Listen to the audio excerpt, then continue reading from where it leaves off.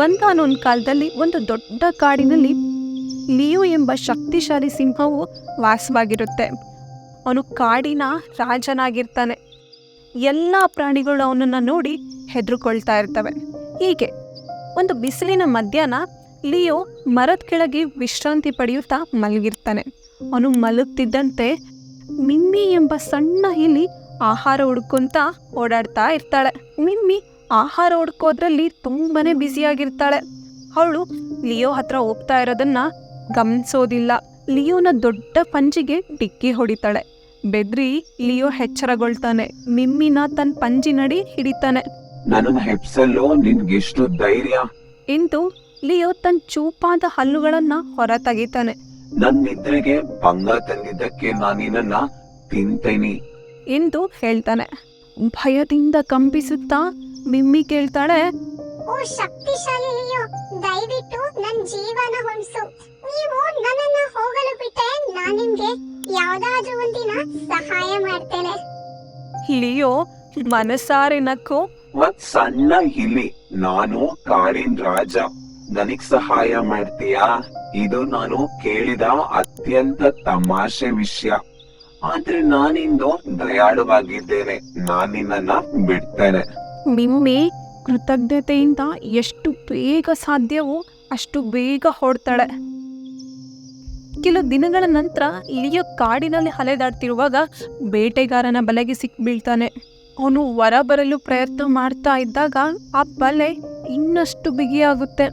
ಹತಾಶೆಯಿಂದ ಗರ್ಜಿಸ್ತಾನೆ. ತಾನು ಒಂದು ಜಾಲದಲ್ಲಿ ಸಿಗಾಕೊಂಡ್ಬಿಟ್ಟಿದ್ದೀನಿ ಎಂದು ತಿಳ್ಕೊಳ್ತಾನೆ. ಪ್ರಬಲವಾದ ಗರ್ಜನೆಯನ್ನು ಕೇಳಿ ಮಿಮ್ಮಿ ಇದು ಲಿಯೋ ಶಬ್ದ ಆಗಿದೆಯಲ್ಲ ಎಂದು ಗುರುತಿಸ್ತಾಳೆ. ಏನಾಗಿರ್ಬಹುದು ಎಂದು ಓಡಿ ಬರ್ತಾಳೆ. ಅವಳು ಲಿಯೋನ ಒಂದು ಜಾಲದಲ್ಲಿ ಸಿಕ್ಕಿ ಬಿದ್ದಿರೋದನ್ನ ನೋಡ್ತಾಳೆ. ಹಿಂದೆ ಮಾಡಿರೋ ಸಹಾಯ ನೆನಪಿಸ್ಕೊಳ್ತಾಳೆ. ಚಿಂತಿಸ್ಬೇಡ ಲಿಯೋ, ನಾನ್ ನಿಮ್ಗಾಗಿ ಸಹಾಯ ಮಾಡ್ತೇನೆ ಎಂದು ಮಿಮ್ಮಿ ಉದ್ಘರಿಸ್ತಾಳೆ. ತನ್ನ ಚೂಪಾದ ಹಲ್ಲುಗಳಿಂದ ಮಿಮ್ಮಿ ಬಲೆಯ ಹಗ್ಗವನ್ನು ಕಡಿತಾ ಹೋಗ್ತಾಳೆ. ಅವಳು ನಿರಂತರವಾಗಿ ತನ್ನ ಕೆಲಸನ ಮಾಡ್ತಾ ಇರ್ತಾಳೆ. ಕೆಲವೇ ಕ್ಷಣಗಳಲ್ಲಿ ಅವಳು ಹಗ್ಗನ ಹರಿತಾಳೆ. ಲಿಯೋಗೆ ಹೊರಬರಲು ಸಾಕಷ್ಟು ಅವಕಾಶ ಮಾಡಿಕೊಡ್ತಾಳೆ. ಲಿಯೋ ಉಳಿದ ಹಗ್ಗವನ್ನು ತಳ್ಳಿ ಹಾಕಿ ಮಿಮ್ಮಿಗೆ ಧನ್ಯವಾದನ ಹೇಳ್ತಾನೆ. ಧನ್ಯವಾದಗಳು ಮಿಮ್ಮಿ, ನಾನ್ ನಿನ್ಗೆ ಸಹಾಯ ಮಾಡಲು ಸಾಧ್ಯವಿಲ್ಲ ಎಂದು ನಂಬಿದ್ದೆ, ಆದ್ರೆ ನೀನು ನನ್ ಪ್ರಾಣನ ಉಳಿಸಿದ್ದೀಯ. ನೀನು ಧೈರ್ಯಶಾಲಿ, ನಾನ್ ಯೋಚಿಸಿದ್ದಕ್ಕಿಂತನೂ ಹೆಚ್ಚು ಬುದ್ಧಿವಂತೆ.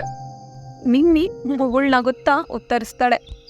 ಸಣ್ಣ ಪ್ರಾಣಿಗಳಾದ್ರೂ ದೊಡ್ಡ ಪರಿಣಾಮವನ್ನು ಉಂಟು ಮಾಡಬಹುದು. ನಾವು ಯಾವಾಗ್ಲೂ ದಯೆಯಿಂದ ವರ್ತಿಸ್ಬೇಕು. ಇತರರು ಎಷ್ಟೇ ಚಿಕ್ಕದಾಗಿ ತೋರಿದ್ರು ಅವರಿಗೆ ಸಹಾಯ ಮಾಡಬೇಕು. ಏಕೆಂದ್ರೆ ದಯೆ ಅನಿರೀಕ್ಷಿತವಾಗಿ ಮರಳಿ ಬಂದು ನಿಮ್ಮನ್ನು ತಲುಪಬಹುದು. ಆ ದಿನದಿಂದ ಲಿಯೋ ಮತ್ತು ಮಿಮ್ಮಿ ಅತ್ಯಂತ ಉತ್ತಮ ಸ್ನೇಹಿತರಾಗಿರ್ತಾರೆ. ದಯೆ ಮತ್ತು ಸ್ನೇಹವು ಎಲ್ಲಕ್ಕಿಂತ ದೊಡ್ಡ ಶಕ್ತಿ ಎಂದು ಲಿಯೋ ಕಲಿತಾನೆ. ಕತೆ ನೀತಿ ಇಷ್ಟೇ ಮಕ್ಕಳೇ, ಇತರರಿಗೆ ಯಾವಾಗಲೂ ದಯೆ ಮತ್ತು ಸಹಾಯಕರಾಗಿರಿ. ಅವರು ಎಷ್ಟೇ ಚಿಕ್ಕದಾಗಿ ತೋರಿದ್ರೂ ದಯೆಯು ನಿಮ್ಮನ್ನ ಅತ್ಯಂತ ಅನಿರೀಕ್ಷಿತ ರೀತಿಯಲ್ಲಿ ಹಿಂದಿರುಗಬಹುದು. ಇಂತಹ ಮತ್ತಷ್ಟು ವಿಡಿಯೋಗಳಿಗಾಗಿ ಲೈಕ್ ಮತ್ತು ಸಬ್ಸ್ಕ್ರೈಬ್ ಮಾಡಿ. ಧನ್ಯವಾದಗಳು.